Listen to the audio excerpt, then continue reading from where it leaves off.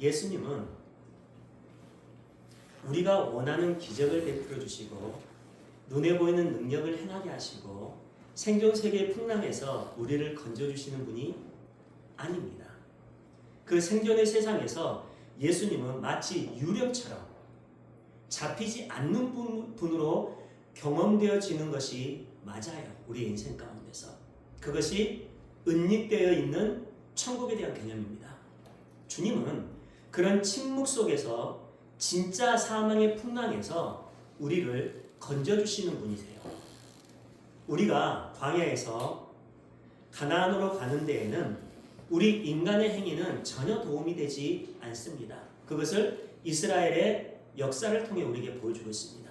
오직 하나님의 계획과 하나님의 권능과 하나님의 일하심으로 인해 완성됩니다.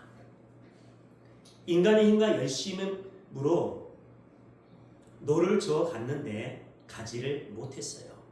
우리는 모두 풍랑에서 노를 젓는 삶, 물에 빠져있는 삶이기 때문에 이 세상의 삶은 모두가 어렵고 힘들어요. 그래서 우리의 삶 속에 그렇게 힘들고 어려운 문제들이 나타나는 겁니다. 예수님의 말씀 안에 있을 때 무리를 떴던 베드로처럼 우리는 예수님 안에 있을 때에만 안전을 누릴 수 있게 됩니다. 그렇게 불가능함으로 빠져있는 나를 대신해서 예수님께서 빠져 죽으신 거잖아요. 그게 요나성인데 예수님이 죽으시고 요나가 수월, 지옥에 3일 동안 들어갔다가 나오니까 불가능했던 아수르가 구원을 받았습니다. 마찬가지예요. 내가 사망의 물에 빠져서 영원히 죽어야 할 상태에 있는데 예수님이 나를 대신해서 빠져 죽으신 것이 우리가 물에 뜬 상태예요.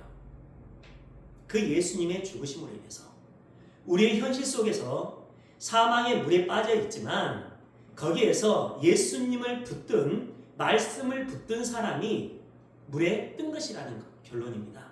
그것이 기독교예요. 세상의 풍랑 속에서 나를 건져달라는 것이 아니라 나는 빠져나올 수 없는 불가능함의 상태에 있는데 보이지 않는 하나님 나라를 사모하는 마음으로 그 나라가 느껴지지 않는다는 고백. 우리가 가끔씩 그 고백 하잖아요. 주님, 내가 이렇게 하나님을 열심히 섬기고 있는데 열심히 신앙생활을 하는데 하나님은 도대체 어디 계십니까? 라고 보이지 않는 하나님께 간구할 때가 있잖아요. 그런 고백이 무리에 떠있는 상태라는 결론이에요. 반대로 내 기도 응답으로 하나님께서 이것도 해줬고 저것도 해줬기 때문에 나는 괜찮은 사람이라고 여기는 것이 물속에 빠져가는 상태입니다. 하나님의 은혜와 사랑이 없으면, 예수님이 없으면 영원한 사망의 물에 빠질 수밖에 없다는 그런 것을 자각하는 것, 그것이 물에 뜬 상태라는 겁니다. 오직 물에 뜰 수 있는 분, 저주와 사망의 바다 위에 설 수 있는 분은 예수님밖에 없어요. 그때마다 그 예수님을 붙드는 자가 뜬 것이지 어떤 노력과 행위를 통해 물에 뜨겠다고 하는 자들은 가라앉고 있는 상태라는 결론이에요. 그것을 지난주에 우리가 봤습니다. 그들이 율법주의자들입니다. 율법주의자들. 지금 예수님은요, 이런 사건들을 통해서 그 율법주의자들을 얘기를 하고 계신 거예요. 물에 떠있는 방주로 들어가는 게 옳아요. 예수님을 붙드는 게 옳습니다. 그래야지 하나님께서 계획하신 땅으로 가게 돼요. 그러나 율법주의자들은 어떻게 했습니까? 아니야. 우리의 힘과 능력, 우리의 지킴을 통해서 우리는 구원받을 수 있어. 그쪽으로 가고 있잖아요. 오늘날 교회는 어떻습니까? 너무나 비슷한 양상이잖아요. 성도인 우리는 그렇게 오라는 주님의 말씀 안에서만 사망의 무리를 걸을 수 있게 됩니다. 생존 세계만 바라보는 자들은 그 생존 세계에서 빠져나갈 수 없습니다. 성도는 풍랑이 있는 현실 속에서 예수님과 함께 무리를 걷고 있는 영생의 현실을 볼 수 있어야 해요. 거기서 필요한 것이 믿음입니다. 믿음은 보지 못한 것들의 증거라고 했잖아요, 성경에서. 그래서 믿음이 흔들렸던, 다른 말로 다른 곳에 마음을 빼앗겼던 베드로가 물 속에 빠졌던 것입니다. 그 믿음은 하나님의 것이기 때문에 하나님께서 유일하게 인정하신 예수님을 받아들였을 때만 가능한 거예요. 그 믿음은. 복음은 그렇게 성도를 예수님과 연합시키는 힘을 가지고 있고, 성도는 그 복음의 힘에 의해 저주의 풍랑 속에서 물 위의 현실을 볼 수 있게 됩니다. 그들을 성도라고 해요. 그런 내러티브에 게네사렛의 이야기가 이어지고 있어요. 3주 동안 우리가 나눴던 말씀의 핵심이 예수님께서 고향에서 대척을 당하신 사건, 그리고 세례 요한의 죽음에 관한 사건, 그리고 오병이어의 기적, 그리고 예수님께서 무리를 거르셨던 사건을 통해서 했던 말씀의 핵심은 인간의 행위는 가나안으로 들어가는 데 있어서 조금도 도움이 되지 않는다라는 결론이었습니다. 맞습니까? 맞습니다. 예수님께서 게네사렛에 도착했는데 제자들 중에 몇 명이 손을 씻지 않고 밥을 먹었나 봐요. 바리새인들과 서기관들이 예루살렘에서부터 예수님을 따라왔다가 그것을 봤습니다. 예루살렘에서 게네사렛까지는 우리나라로 치면 이쪽 끝에서 저쪽 끝까지예요. 근데 예수님을 찾기 위한 목적으로 거기까지 따라온 것입니다. 그리고 흠을 잡아서 장로들의 유전을 왜 무시하냐면서 예수님을 공격합니다. 그때 예수님께서 이사야의 말씀으로 응대를 하세요. 마가복음 7장 6에서 7절 이르시되 이사야가 너희 외식하는 자에 대하여 잘 예언하였도다. 기록하였으되 이 백성이 입술로는 나를 공격하되 마음은 내게서 멀도다. 사람의 계명으로 교훈을 삼아 가르치니 나를 헛되이 경배한도다 하였느니라. 장로들의 유전까지 지키면서 하나님을 섬기겠다고 하는 자들의 실체, 나는 깨끗하다는 깨끗함을 자랑하려는 그 실체가 사실은 입술로만 하나님을 존경하되 마음은 그렇지 않은 헛된 경배라는 결론이에요. 마음이 그렇지 않다. 이 말씀을 여러분 기억하십시오. 예수님은 그렇게 거룩하고 멋있어 보이는 인간들의 행위 전체를 인정하지 않으십니다. 왜요? 본질 자체가 죄인이잖아요. 그 인간의 본질 자체가 티끌이잖아요. 그리고 고르반의 예를 들어주세요. 고르반의 예. 여러분, 고르반이라는 것은요, 하나님께 드린 물건이라는 뜻의 맹세문을 말해요. 그게 고르반입니다. 장로들의 유전이고 나중에 지키면 돼요. 그렇게 맹세문 안에 들어있는 물건은 누구도 손을 댈 수 없는데 유대인들이 그 고르반을 악용했어요. 하나님의 율법을 잘 지키겠다고 하는 그 유대인들이 지네들이 만들었던 그 장로들의 유전을 지네들이 악용을 합니다. 율법에는요, 너희 아버지와 어머니를 회방하는 자는 반드시 죽으리라 라는 율법이 있습니다. 그런데 장로들의 유전이 고르반인데 이것은 하나님께 드린 것이라고 하고 부모님을 모셔야 할 자들이 모시지를 않아요. 결국 장로들의 유전을 지킨다고 하면서 고르반으로 드려진 것은 부모님께 주면 안 되니까, 하나님께 드려진 것이니까 드리면 안 되니까 장로들의 유전을 지킨다고 하면서 율법을 어기더라는 거예요. 그 행위의 본질은 자신의 유익을 위해서입니다. 부모님께 드리는 게 아까웠거든요. 그러니까 장로들의 유전을 딱 걸어서 자기들이 착복하는 겁니다. 많은 유대인들이 부모에게 드려야 할 것을 고르반이라고 속이고 결국에는 성전에도 바치지 않는 그 악행을 저지르고 있었던 거예요. 그 유대인들의 실체입니다. 그게 자신의 유익을 위해 행하는 것을 우상숭배라고 합니다. 말씀을 어기더라는 거예요. 결론은 말씀을 어긴 거예요. 장로들의 유전을 지킨다고 하는 그 너희들의 행위가 그렇다는 것이라는 거죠.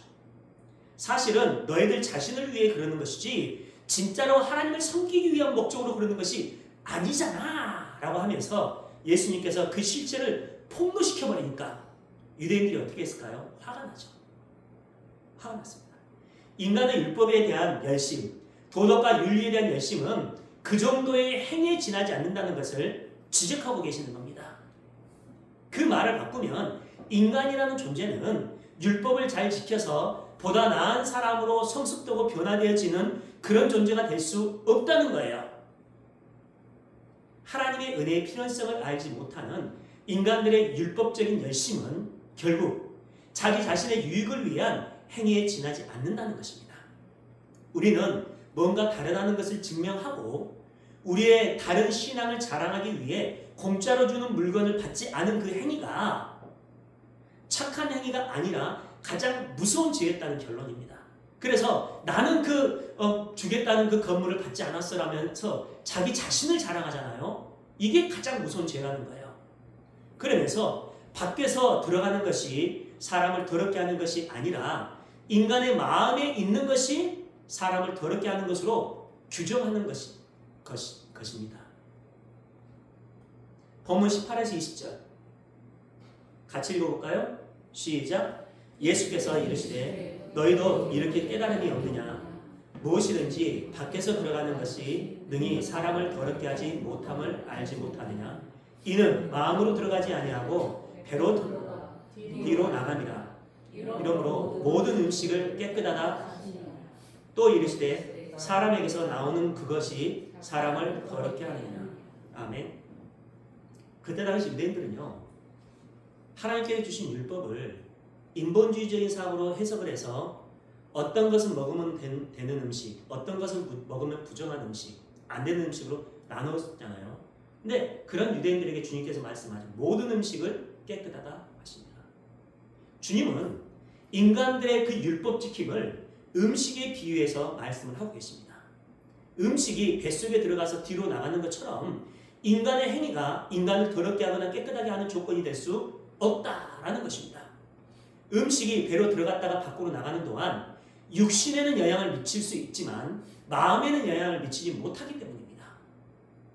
성경에서 말하는 깨끗함은 마음의 깨끗함을 말하는 것이지 육신의 깨끗함을 말하는 것이 아니에요. 그런 것처럼 율법 지킴이라는 인간의 행위도 인간의 더러움과 깨끗함의 판결에 그 어떤 영향도 미칠 수 없다는 결론입니다. 죽을 때까지 착한 일을 하다간 더러운 사람이 있고 죽을 때까지 나쁜 짓을 하다간 깨끗한 자가 있다는 거예요. 그렇다면 인간을 더럽다고 규정하는데 무엇이 결정적인 영향을 미치게 되는지 한번 보세요. 예레미야서 17장 9에서 10절. 만물보다 거짓되고 심히 부패한 것은 마음이다. 무엇이요? 마음. 누가 능히 이를 알리오마는 세상에서 가장 더러운 것이 인간의 마음이라는 거예요. 10절. 나 요한은 심장을 살피며 폐부를 시험하고 각각 그의 행위와 그의 행실대로 보응하느니 너희들이 겉으로 내어놓는 행위뿐만이 아니라 마음에서 나오는 그 행위를 살핀다는 거예요.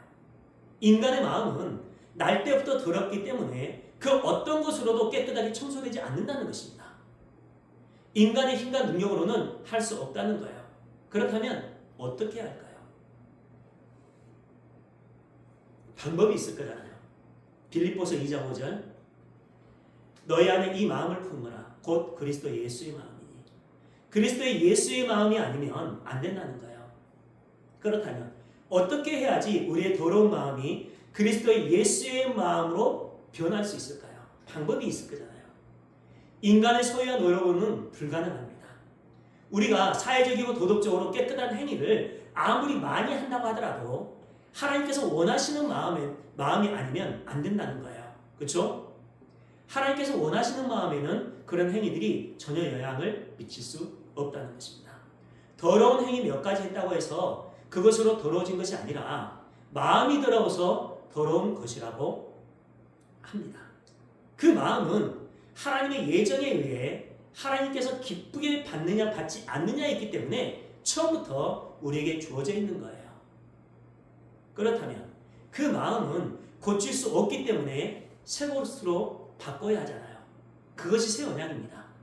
잘 정리해 보세요. 그렇다면 어떻게 해야지 예수님의 마음을 품을 수 있을까요?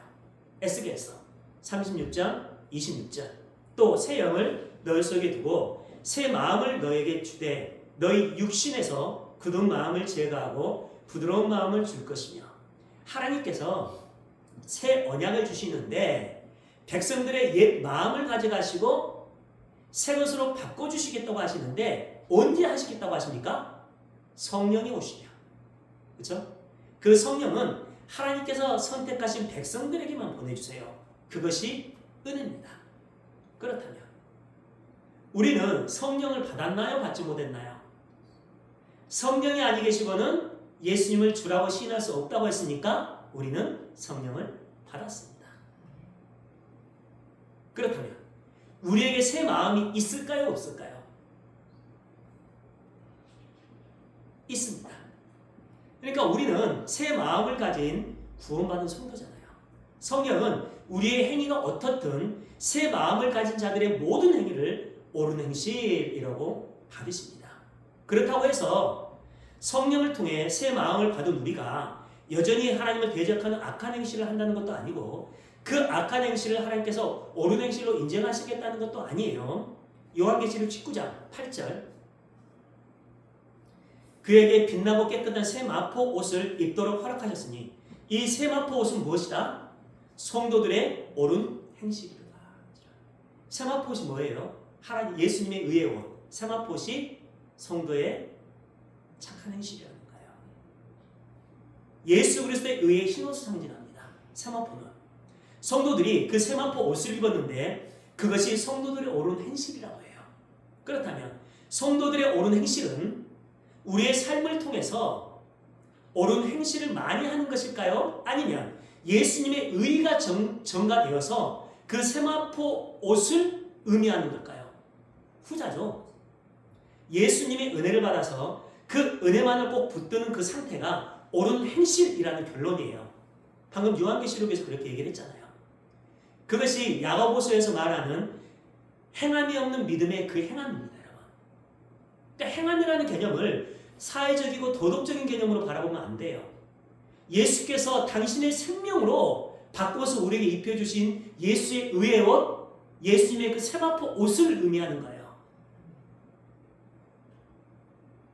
근데 인본주의자들, 율법주의자들, 알메니언주의자들은 그 인간의 행실을 사회적이고 도덕적인 인본주의에서 나온 그 행실을 얘기를 하는 거죠.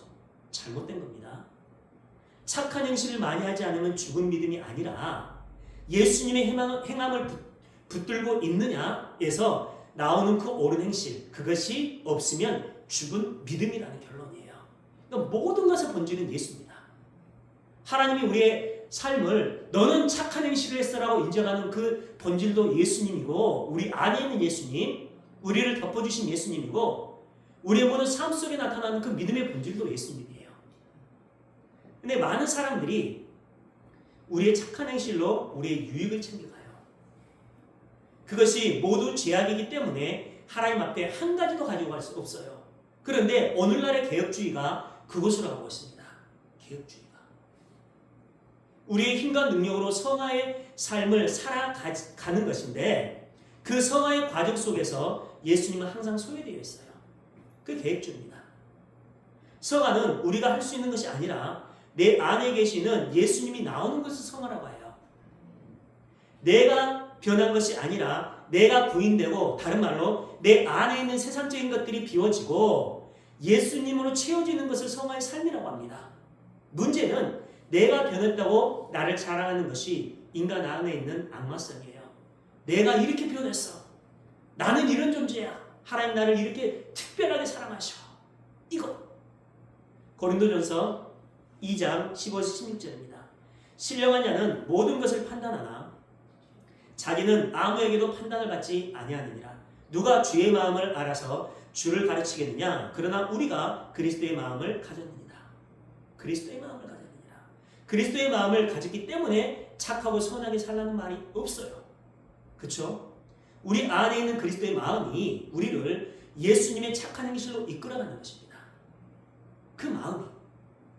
하나님은 우리 안에 있는 그리스도의 마음을 보시고 우리의 모든 삶을 착한 행실로 인정하신다는 거예요. 그렇다면 오늘 본문에 나와 있는 너의 마음 속에서 나오는 것이 악한 행실이다 라고 하시는 그 예수님의 말씀이 어떤 의미인지 여러분 이해가 되시죠? 새 마음은 우리가 배워서 가질 수 있는 것도 아니고 착한 행위를 열심히 해서 가질 수 있는 것도 아니고 하나님께서 우리 안에 일방적으로 들어오셔서 옛 마음을 하나님께서 제거해 버리시고 새 마음을 우리에게 심어주시는 은혜의 선물로만 받을 수 있는 것입니다. 그런 은혜의 복음을 믿는 자들이 이미 새 마음을 받은 자들이에요. 그래서 예수께서 이 의의 흰옷, 세마포 옷, 이 착한 행실, 이런 새 마음, 이런 말씀을 하실 때 너희들이 이렇게 했을 때 라는 전제가 없습니다. 그런 은혜의 복음을 믿는 자들이 이미 새 마음을 받은 자들이에요. 그들에게는요, 영원한 하나님 나라가 약속되어 있고 그 속에서 누릴 영생이 이미 주어져 있습니다. 그들에게 있어서 눈에 보이는 세상적인 조건이나 환경이 그리 큰 문제가 될까요? 네, 됩니다. 새 마음을 가졌어도 세상적인 조건이나 환경은요, 우리의 삶 속에 큰 문제가 돼요. 그래서 우리가 붙드는 게 누구죠? 하나님 보셨죠? 하나님의 은혜를 구하게 되는 겁니다. 그들에게 있어서 육적인 생존 세상에서의 예수님의 침묵이 그렇게 원망스러운 것이 될까요?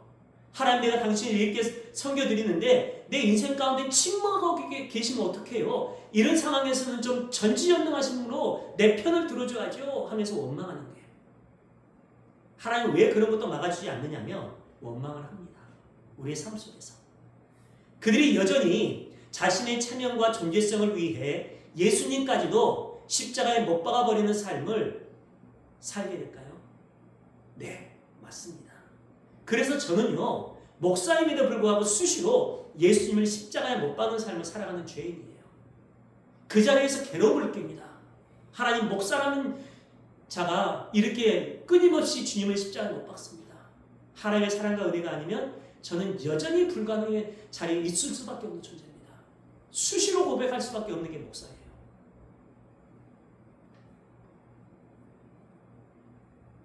그들에게 예수님의 생명의 복음이 오병이어와 같은 보잘것없는 것으로 보일까요? 네, 맞습니다. 내 눈에 있는 그 생존의 문제, 현실의 문제가 생명의 복음보다 더 크게 보일 때가 너무나 많아요. 우리가 그런 삶을 살고 있잖아요. 그들이 여전히 물 위에 걷는 기적을 세상적인 문제의 해결 정도로 해석할 때가 있을까요? 네, 맞습니다. 저를 포함해서 그렇게 살아가는 사람들이 너무나 많아요. 그래서 하나님께서 밖에서 들어가는 것이 우리의 마음을 더럽게 하지 못하도록 조치를 해놓은 거예요. 그래서 우리는 밖에서 들어오는 그 세상적인 것들, 죄악된 것들로 인해서 이런 수많은 죄를 짓고 그 하나님 나라를 오병이어 정도, 또 무리에서 빠져있는 베드로 정도로 그 예수님을 바라보지만 그 밖에서 들어온 죄악된 것들을 주님께서 차단해 버리셨기 때문에 그러한 것들로 인해서 우리의 구원을 결정하지 않으신다는 거예요. 오히려 그러한 행위를 통해서 우리가 회개로 나갈 수 있게 하시고 하나님과 더욱더 돈독한 사랑의 관계를 맺도록 이끌어 가십니다. 그게 우리의 성화의 삶입니다. 우리는 새 마음을 받았음에도 불구하고 이 모든 질문들에게 걸리고 있는데, 그렇다면 이것들이 들어가서 우리 안에 있는 새 마음을 더럽히고 있어야 하잖아요. 그런데 우리의 새 마음이 밖에서 들어오는 것으로부터 전혀 흠이 못하도록 조치를 취해 놓으신 것이 우리의 구원의 완료성입니다. 이게 얼마나 귀한 은혜인지 몰라요, 여러분. 그래서 그 은혜의 깊이를 아는 만큼 우리는 하나님의 은혜만을 붙들면서 자신을 신뢰하지 않고 자신을 부인하는 삶을 살아가게 됩니다. 그러니까 하나님, 나는 이런 존재밖에 안 되잖아요. 이게 자기를 부인하는 삶이잖아요. 나는 이런 정도밖에 되지 않는데 이런 아무것도 아닌 문제에도 나는 걸려서 넘어집니다. 이게 자기 신을 부인하는 거거든요. 하나님, 당신의 전지전능하심으로 내 인생 좀 이끌어가 주세요. 이게 회개잖아요. 그게 자기를 부인하는 겁니다. 그리고 하나님으로 채우는 거죠. 하나님 인정하는 그 이야기를 하는 겁니다. 그래서 예수님께서 우리를 향해 뭐라고 말씀하시냐면요, 수고하고 무거운 짐진 자들아 다 내게로 오라 라고 얘기를 하셔요. 수고하고 무거운 짐진 자들아. 그렇다면 여러분, 수고하고 무거운 짐이 무엇일까요? 인생의 즐거움을 말하는 걸까요? 아닙니다. 하나님의 백성들에게 말씀하신 것인데, 하나님의 백성들이 지고 있는 무거운 짐이 무엇일까요? 율법주의를 얘기해요. 율법주의. 마태복음 11장 28에 30절. 수고하고 무거운 짐진 자들아 다 내게로 오라. 내가 너희를 이런 주님께서 수고하고 무거운 짐이란 말씀을 할 때 율법주의를 얘기하구나 라고 이해를 하시면 됩니다. 29절 나는 마음이 온유하고 겸손하니 나의 멍에를 메고 내게 배우라. 그리하면 너희 마음이 쉼을 얻으리라. 이는 내 멍에는 씻고 내 짐은 가벼움이라 하신다. 그 짐을 모두 없애준다는 것이 아니에요. 너희 마음이 쉼을 얻도록 해주시겠다는 거예요. 여기서 수고하고 무거운 짐진 자들은 단순히 인생의 질고를 가지고 살아가는 사람들을 지칭하는 것이 아닙니다. 마태복음 11장 25절 그때 예수께서 대답하여 이르시되 천지의 주제이신 아버지여 이것을 지혜롭고 슬기 있는 자들에게는 숨기시고 어린아이들에게는 나타내심을 감사하나이다. 여기서 지혜롭고 슬기 있는 자들이 누구냐면요. 유대주의자들, 율법주의자들, 바리새인들을 말해요. 자기들이 선민이고 율법을 잘 지키고 착한 일을 많이 하고 제사를 잘 지내야지 구원받는다고 하면서 자신들의 지혜로 구원을 정해 놓은 자들이 여기서 말하고 있는 지혜롭고 슬기 있는 자들이에요. 어린아이는 아버지가 하는 대로만 따라가야 하는 아버지께 절대적으로 의존도에 있는 자들을 말합니다. 그러나 그들의 삶 속에서는요. 아버지가 하는 일에는 전혀 도움이 되지 않는 자들이 어린아이들이잖아요. 문제는 그 자유가 지혜롭고 슬기 있는 자들에게는 숨겨져 있고 어린아이와 같은 백성들에게는 열려있다고 하는데 그 지혜롭고 슬기 있는 자들에게는 자신의 행위를 근거로 해서 다른 사람들에게 인정받고 자랑이 되어야 해요. 많은 유대주의자들이 그랬잖아요. 그리고 하나님 앞에서도 그 율법과 행위를 가지고 가야 하기 때문에 기분이 나빠도 꾹 참고 종교 행위와 같은 착한 일들을 열심히 했습니다. 그 행위를 하나님이 좋고 사랑스러워서 하는 것이 아니라 하나님이 인정하지 않아서 심판받을까 봐 두려운 마음이 하는 거예요. 그것이 무거운 짐입니다, 여러분. 그 율법주의자들의 그런 행위들이. 그걸 얘기하고 있는 거예요. 수고하고 무거운 짐진 자들아. 한번 생각해 보세요. 하나님의 은혜와 긍휼 안에서 매 순간순간의 삶이 그 율법이 무엇인지 잘 모르고 항상 자신은 소외된 이방인이라는 개념 가지고 유대인들을 바라봤을 때 항상 자기는 작아질 수밖에 없어요. 그래서 하나님 앞에 고백하는 게 하나님 나는 부끄러운 죄인입니다. 거기마저 들지 못하고 살아갔던 그 이방인들이 있어요. 그러니까 그들이 그 유대인들을 봤을 때는 정말 멋진 삶을 살았잖아요. 예수님이 그들을 향해서 직격탄을 날린 거예요. 너희들은 아니다. 주님은요. 그들을 초청하셔서 자기에게 배우라고 하시는데 무엇을 배우러 가십니까? 온유와 겸손을 배우러 가시잖아요. 온유와 겸손을 배우라. 그 말은 온유와 겸손을 배워서 온유와 겸손의 삶을 살라는 것이 아니에요. 모든 인간은 스스로 신이 되어야 하기 때문에 겸손할 수가 없습니다. 유일하게 예수님만이 하나님 앞에서 겸손했어요. 죽어라고 하니까 죽었잖아요. 그 십자가를 이해하고 그 십자가를 붙드는 것이 예수님의 멍에를 메는 것입니다. 온유와 겸손을 배우라는 것은 그 온유와 겸손을 가지고 자기를 부인하고 예수님의 십자가의 은혜를 믿는다는 것입니다. 그 은혜를 붙들게 되면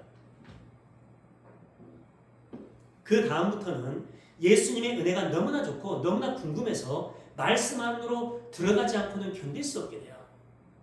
말씀 안으로 들어가지 않고. 이 말씀이 어떤 의미지? 그러니까 우리는 그 겸손과 은혜가 무엇인지 그 십자가의 은혜가 무엇인지를 먼저 하는 게 중요합니다. 이 말씀의 본질이 주님께서 허락하신 그 의도대로 우리가 받아들이고 믿고 이해하지 않으면 다 율법주의 속으로 빠져버려요. 인본주의, 알메니언주의 속으로 다 빠져버립니다.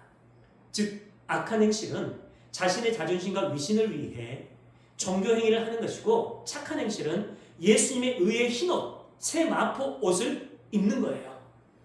우리는 가만히 있었는데 예수님께서 입혀주셨습니다. 그 입혀주신 근거가 무엇입니까? 내가 너를 지명하여 불렀나니 너는 내 것이라는 하나님의 소유됨. 그게 근거입니다. 요한계시록 19장 8절입니다. 그에게 빛나고 깨끗한 세마포 옷을 입도록 허락하셨으니 그냥 하나님께서 허락해 버리셨어요. 이 세마포 옷은 성도들의 옳은 행실이로다. 예수님께서 입혀주시는 세마포, 그렇죠? 그렇게 주님은 인간의 행위에 따라서 무엇인가를 결정하시는 분이 아니라 창세전부터 예정하시고 하나님의 그 예정에 의해서 모든 것들을 계획하시고 실행해 나가시는 전지전능하신 하나님이에요. 그것에 반기를 들고 나선 자들이 유대주의자들이었습니다. 율법주의자들. 그래서 주님은요, 공생의 기간 동안에 그 율법주의가 얼마나 예수님의 발목을 잡는지, 하나님을 대적하는지를 명확하게 선언해버리세요. 그럼에도 불구하고 오늘날의 기독교에도 이런 율법주의가 들어와 있다니까요. 아니다! 라고 말씀을 하고 계시는 거죠.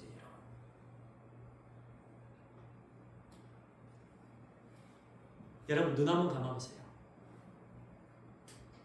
우리가 하나님을 정말 잘 섬기고 이 세상을 떠날 때가 올 텐데 그 이 세상을 떠나는 순간 하나님 계신 그 천국에서 영생을 누릴 수 있는 그런 우리의 마음이 되어 있는지, 예수께서 우리의 마음을 딱 붙잡고 하나님께서 원하시는 삶으로 우리의 그 마음을 이끌어가고 계시는지, 그 우리 마음속에 있는 삶의 열매가 우리의 행위로 나오게 되는데 우리의 행위를 봤을 때 우리는 하나님께 칭찬받을 수 있는 그런 우리의 삶인지 한번 곰곰이 생각을 해봤으면 좋겠습니다.